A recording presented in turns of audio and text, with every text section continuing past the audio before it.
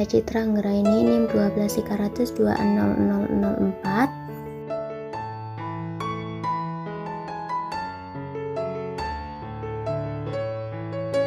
Detak jantung menjadi salah satu faktor yang bisa memprediksi resiko penyakit jantung. Perlu diwaspadai adalah ketika detak jantung itu tetap kencang meski dalam keadaan istirahat. Hal itu bisa menandakan jantung kita tetap bekerja keras untuk memompa aliran darah meski tak ada aktivitas fisik yang signifikan. Perlu diperhatikan juga bahwa beberapa faktor dapat mempengaruhi detak jantung kamu. Hal itu mencakup usia, intensitas kebugaran dan aktivitas, perokok aktif, memiliki penyakit kardiovaskular, kolesterol tinggi atau diabetes, suhu udara, posisi tubuh, berdiri atau berbaring, misalnya tingkat emosi berat, tingkat emosi, berat badan, dan obat-obatan yang tengah dikonsumsi. Cara menghitung detak jantung normal. Di pergelangan tangan, tekan perlahan telunjuk dan jari tengah salah satu tangan di pergelangan tangan yang berlawanan. Lalu untuk yang kedua, di bagian leher, tekan sedikit sisi leher tepat di bawah tulang rahang. Lalu cara yang ketiga yaitu hitung jumlah denyut dalam 15 detik dan kalikan dengan 4, maka itulah hasil detak jantungmu yang normal. Lalu berapa sih kira-kira denyut nadi yang normal itu? Untuk yang pertama, usia di bawah 1 bulan, detak jantung normal itu 70-190 kali per menit. Lalu untuk usia 1-11 bulan, detak jantung normal 80-160 kali per menit. Lalu untuk usia 1-2 tahun, detak jantung normal 80-130 kali per menit. Lalu untuk usia 3-4 tahun, detak jantung normal adalah 80-120 kali per menit. Untuk atlet, perut terlatih adalah 40-60 denyut per menit. Normalnya antara 60-100 kali per menit. Apabila kurang dari 60 atau lebih dari 100 atau irama tidak teratur, maka sebaiknya segera memeriksakan ke dokter. Denyut nadi maksimum adalah denyut nadi tertinggi dicapai selama latihan maksimal. Denyut nadi maksimum adalah 220 dikurangi usia kamu pada saat ini. Untuk idealnya, angka denyut nadi harus berada di antara 50-85% dari total denyut nadi maksimum. Denyut jantung selama kegiatan fisik yang sedang adalah sekitar 50-69% dari denyut nadi maksimum. Sedangkan denyut nadi selama aktivitas fisik berat dapat meningkatkan hingga 70-85% dari denyut nadi maksimal. Faktor yang mempengaruhi detak jantung. 1. Aktivitas fisik. Ketika Anda sedang melakukan aktivitas fisik seperti olahraga, denyut jantung yang awalnya normal bisa meningkat. Hal ini dikarenakan tubuh Anda membutuhkan lebih banyak oksigen untuk menghasilkan energi, sehingga jantung harus memompa darah kaya yang oksigen ke seluruh tubuh lebih cepat. Untuk faktor yang kedua yaitu suhu udara. Detak jantung normal juga bisa berubah bergantung dengan suhu udara di sekitar Anda. Jika suhu ruangan tinggi, denyut jantung akan meningkat. Ini terjadi karena udara yang panas memicu jantung untuk memompa darah lebih banyak.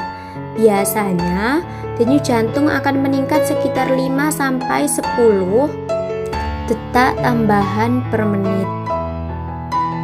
Faktor yang ketiga yaitu posisi tubuh. Saat tubuh Anda duduk atau berdiri, denyut nadi tidak akan berbeda. Namun, setelah Anda berdiri selama 15-20 detik pertama, denyut nadi akan sedikit naik. Setelah beberapa menit, denyut nadi yang naik akan kembali ke angka semula. Faktor yang keempat yaitu emosi. Stres ternyata juga bisa mengubah detak jantung normal Anda. Selain itu, berbagai emosi lain seperti cemas, marah, sedih, dan bahagia juga bisa mengubah total denyut jantung Anda per menitnya. Faktor yang kelima yaitu bertubuh gemuk. Orang yang memiliki tubuh gemuk biasanya memiliki denyut nadi istirahat yang lebih tinggi dari biasanya. Akan tetapi tidak lebih dari 100 detak per menitnya. Untuk faktor yang keenam yaitu penggunaan obat tertentu. Obat juga bisa mempengaruhi detak jantung normal. Contoh obat-obatan tersebut adalah obat untuk mengobati masalah tiroid, obat beta blocker, obat flu, obat penyakit jantung, obat asma, dan obat penghambat kalsium. Untuk faktor yang ketujuh yaitu masalah kesehatan tertentu. Detak jantung normal juga bisa terganggu akibat adanya masalah kesehatan. Paling seringnya kondisi ini menyerang orang dengan penyakit jantung seperti gangguan irama jantung, aritmia. Tips menjaga detak jantung normal. 1. Menjaga pola makan sehat yang ramah jantung seperti diet Mediterania. Gaya hidup sehat seperti yang dijelaskan oleh Dr. Vienna mencakup konsumsi jenis makanan sehat yang kaya nutrisi baik seperti ikan, coklat hitam, biji-bijian utuh, buah-buahan, sayuran, dan produksi susu rendah lemak, jenuh, dan kolesterol. Dalam hal ini, kamu bisa menyempurnakan gaya hidup sehat dengan rutin mengonsumsi Online Gold Plus dengan formula tambahan Bit Plus yang rendah kolesterol dan lemak jenuh. Tips yang kedua yaitu selalu aktif setiap hari, setidaknya 150 menit berolahraga setiap minggunya atau 10 hingga 15 menit setiap harinya.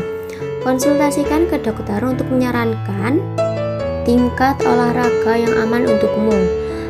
Tips yang ketiga yaitu turunkan berat badan jika kamu merasa perlu dan jaga berat badan berada di rentang yang sehat. Disarankan untuk memiliki lingkar pinggang maksimal 80 cm untuk wanita dan 90 cm untuk pria. Tingkat intensitas aktivitas fisik.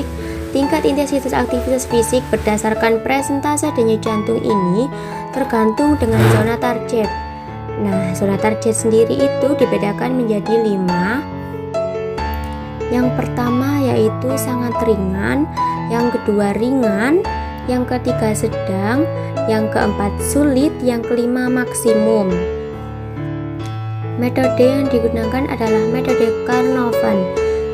Rumus Carnot-Van yang biasa dipakai adalah HR maksimal sama dengan 220 dikurangi umur.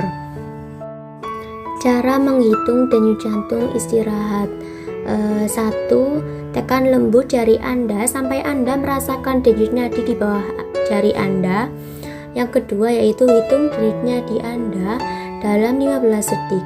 Kalikan hasilnya dengan 4 untuk mendapat angka denyut nadi istirahat Anda per menit. Contohnya, seorang mahasiswa menghitung denyut nadinya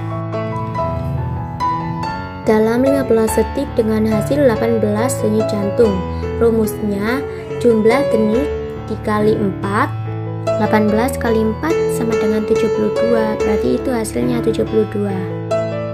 Cara menghitung denyut jantung maksimum. Rumusnya yakni 220 dikurangi usia dalam tahun, kemudian hasilnya dikalikan 80%. Hubungan antara denyut jantung aktivitas dan metabolisme. Hubungan antara denyut jantung dengan aktivitas adalah semakin banyak Anda bergerak, maka frekuensi detak jantung akan semakin meningkat. Di saat tubuh bergerak, kerja beberapa organ seperti otot akan semakin berat. Hal tersebut membuat otot membutuhkan suplai oksigen dan nutrisi lebih banyak untuk menjalankan fungsinya. Sedangkan hubungan antara denyut jantung dengan metabolisme adalah metabolisme dalam suatu organ akan semakin besar dan aliran darahnya juga akan mengalami hal yang sama. Hal ini menyebabkan kompensasi jantung dengan mempercepat denyutnya dan memperbesar banyaknya aliran darah yang dipompakan dari jantung ke seluruh tubuh. Sekian presentasi dari kami. Terima kasih. Wassalamualaikum warahmatullahi wabarakatuh.